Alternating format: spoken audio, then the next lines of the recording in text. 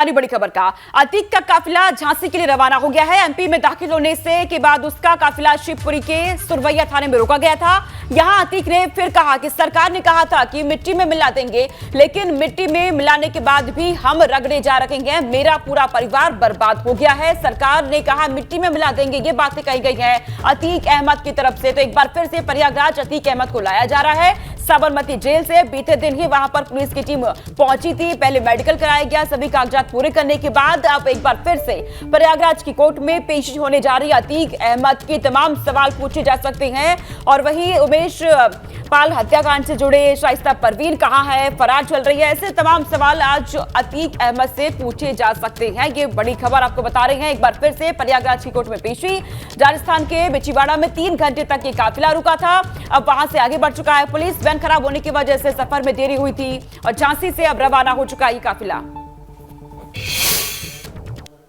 Sabarmati jail में मुझको बहुत परेशान किया जा रहा है, त्रास दिया जा रहा है। कोई फोन हमने वहां से नहीं किया, वहां जैमर लगे हुए हैं, कोई साजिश हमने जेल से नहीं रची। 6 साल से मैं जेल में हूँ, मेरा पूरा परिवार बर्बाद हो चुका है। सरकार ने कहा मट्टी में मिला देंगे, तो मट्टी में तो मिल गया। अब आइए आपको दिखाते हैं घड़ी घड़ी घमासान खबरों का तूफान। उमेश पाल अपहरण केस में उम्र कैद की सजा पाने के बाद माफिया अतीक अहमद पर अब उमेश पाल मर्डर केस में शिकंजा कसा जा रहा है। एक बार फिर अतीक को गुजरात से प्रयागराज लाया जा रहा है।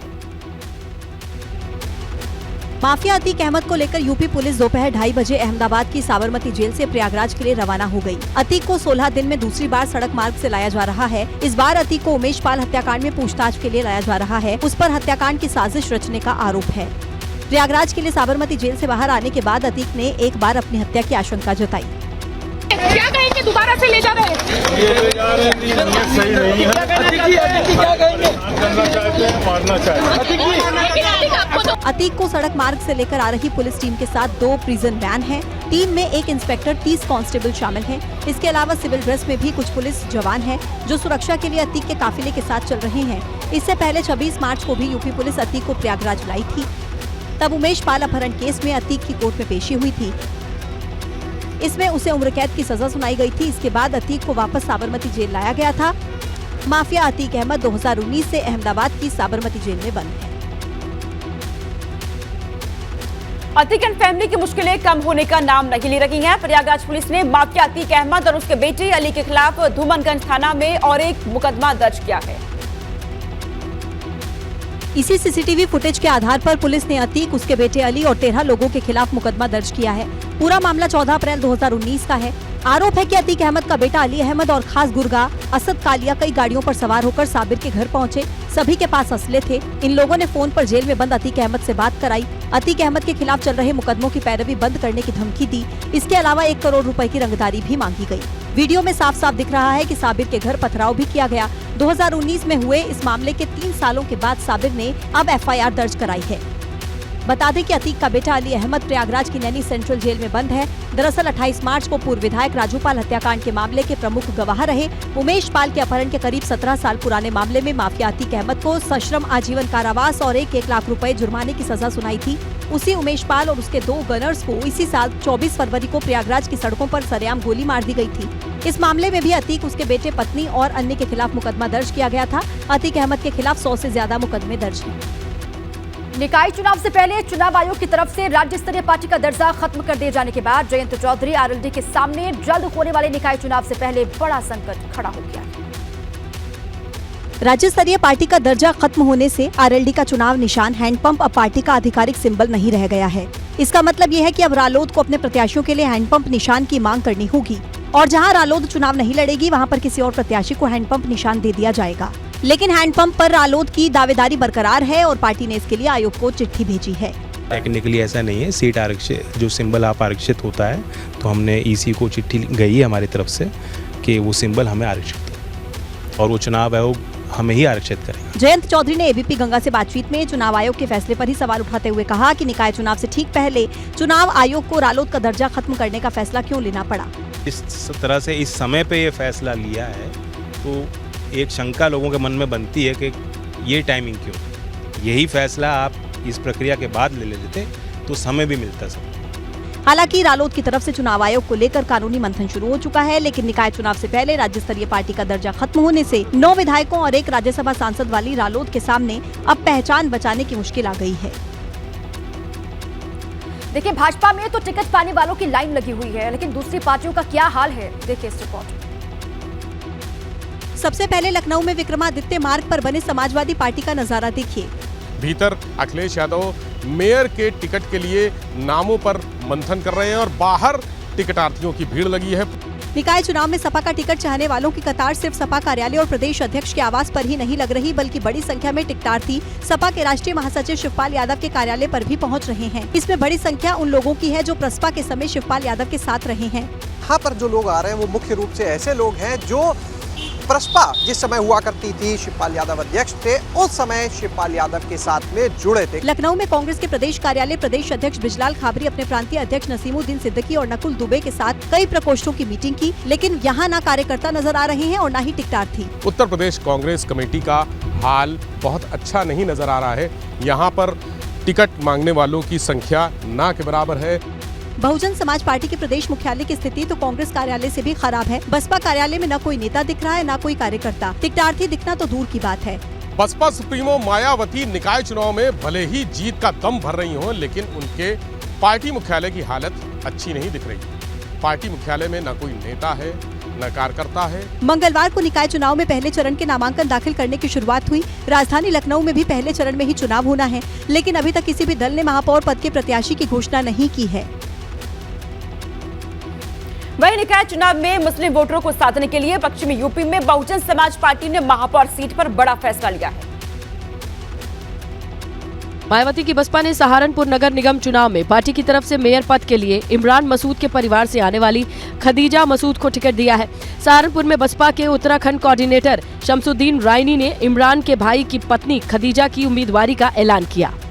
मुझे उम्मीद है कि धरती पे जो बात होगी परचम लहराता है, पूरे प्रदेश में उसका परचम लहरता है। दरअसल मायावती एक बार फिर बसपा के पुराने दलित मुस्लिम फार्मूले पर काम करना शुरू कर चुकी हैं।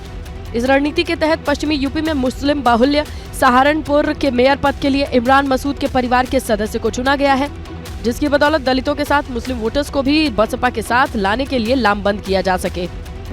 खदीजा मसूद साहब को इनको बहुजन समाज पार्टी का प्रत्याशी बनाया गया है। प्रयागराज में माफिया अतीक की पत्नी शाइस्ता परवीन को भी मेयर चुनाव लड़ने का फैसला लिया गया था, लेकिन उमेश पाल हत्याकांड में अतीक के आरोपी बनने के बाद किरकिरी से बचने के लिए बसपा ने अब अतीक परिवार से किनारा कर लिया है।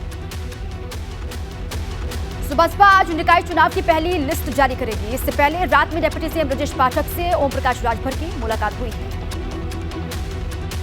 नगर निकाय चुनाव को लेकर ओम प्रकाश राजभर ने बड़ा ऐलान कर दिया है। उन्होंने साफ कर दिया है कि उनकी पार्टी निकाय चुनाव में अकेले दम पर चुनाव लड़ेगी। देखिए, लखनऊ भी लड़ेगा, बनारस भी लड़ेगा, गोरखपुर भी लड़ेगा। हम आपके गाजियाबाद भी प्रत्याशी हमारा है और कानपुर भी। सुभासपा ने अपनी रणनीति के साथ साथ ये भी साफ कर दिया कि वो लखनऊ, वाराणसी, गोरखपुर, कानपुर, गाजियाबाद में महापौर के चुनाव में 2-2 हाथ करेगी। लखनऊ से सुभासपा कश्यप कार्ड के साथ साथ महिला कार्ड को भी खेलने की तैयारी में है। अगर बात की जाए तो निकाय चुनाव में अकेले जाएंगे मैदान में या किसी को साथ भी लेके चलेंगे? नहीं, अकेले अपने दम पर। स्थानीय निकाय चुनाव पार्टी ने फैसला किया कि अकेले अपने दम पर लड़ेंगे। निकाय चुनाव के पहले चरण के प्रत्याशियों की लिस्ट सुभासपा ने फाइनल कर दी है। नाम का ऐलान भी सुभासपा बुधवार को कर देगी। 400 से ज्यादा पार्षदों की सूची आई है और बराबर सूची आ रही है। फाइनल सूची कल प्रेस वार्ता 10 बजे फाइनल बता देंगे। दरअसल 2017 के चुनाव में सुभासपा 7 नगर पंचायत जीती थी और 11 पंचायत बहुत कम वोट से हारी थी। लिहाजा इस बार सुभासपा को जीत का दायरा बढ़ने की उम्मीद है। निकाय चुनाव का ऐलान होते ही नगर निगम से लेकर नगर पंचायत तक भाजपा का टिकट हासिल करने की होड़ में तमाम दावेदार सामने आ रहे हैं। डिप्टी सीएम ब्रजेश पाठक के आवास पर पहुंच रहे हैं। जैसे ही दरवाजा खुलेगा दर्शक, ये हुजूम देखिए, जैसे लग रहा है कि लूट मची। ये देखिए, आइए भाई कैमरामैन दिखाइए, ये देखिए हाथ जोड़ रहे हैं और ये प्रत्याशियों की भीड़, ये देखिए साहब। इस भीड़ में सिर्फ लखनऊ ही नहीं बल्कि पूरे प्रदेश से टिकट की आस लेकर पहुंचे इन लोगों में कोई मेयर पद, तो कोई निगम पार्षद, तो कोई नगर पालिका पार्षद या नगर पंचायत सदस्य के टिकट का दावेदार है। कोई आजमगढ़ से, कोई बुलंदशहर से, कोई मुजफ्फरनगर से, कोई देवरिया से, कोई बस्ती से, कोई चंदौली से, बनारस से। हम सबसे कह रहे हैं कि सब टिकटवा यहीं से बट रहा है। नहीं भैया, ये सब हमारे परिवार के लोग हैं और जब ऐसा आपका बहुत लंबा है हमारा। इन दावेदारों में पुरुषों के अलावा बड़ी संख्या में भाजपा से जुड़ी महिला नेता भी, जो टिकट की आस में बेंगलुरु से लखनऊ तक जा पहुंची। अभी तो मिलना मुश्किल ही लग रहा है मेरे को। लग रहा है ना? हाँ, मुश्किल लग रहा है, तब भी मिलेंगे। कोशिश करिए। कोशिश तो करेंगे ही, इधर आए हैं इतनी दूर तो कोशिश ही करेंगे। फिलहाल इन सैकड़ों दावेदारों को ब्रजेश पाठक समेत कई नेताओं से भी अभी सिर्फ आश्वासन ही मिला है, क्योंकि फाइनल मुहर से पहले हर सीट पर प्रत्याशियों के चयन के लिए भाजपा में लगातार मंथन जारी है। कानपुर के चिड़ियाघर में लगभग 20 दिन बाद आरिफ ने अपने दोस्त सारस से मुलाकात की। सारस का क्वारंटीन पीरियड खत्म होने के बाद आरिफ को चिड़ियाघर में जाने की इजाजत दी गई, जहां आरिफ और सारस के बीच कुछ मिनट की मुलाकात करवाई गई। वीडियो देखकर ये तो समझा नहीं जा सकता कि सारस आरिफ को देखकर खुशी से बाड़े में उछल कूद रहा है या अपने दोस्त के वियोग के दर्द में तड़प रहा है, पंख फड़फड़ा रहा है। लेकिन इंसानों में तो भावनाएं होती हैं। सारस को देखकर आरिफ के जज्बात जरूर बाहर आ गए।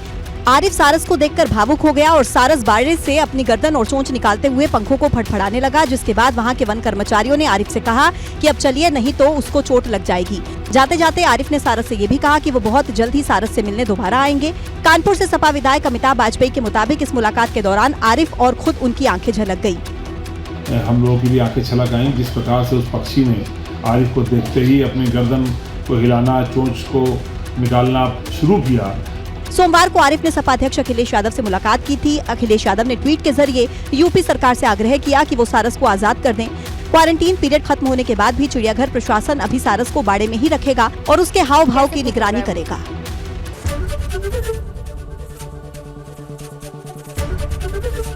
एबीपी गंगा, खबर आपकी, जुबान आपकी।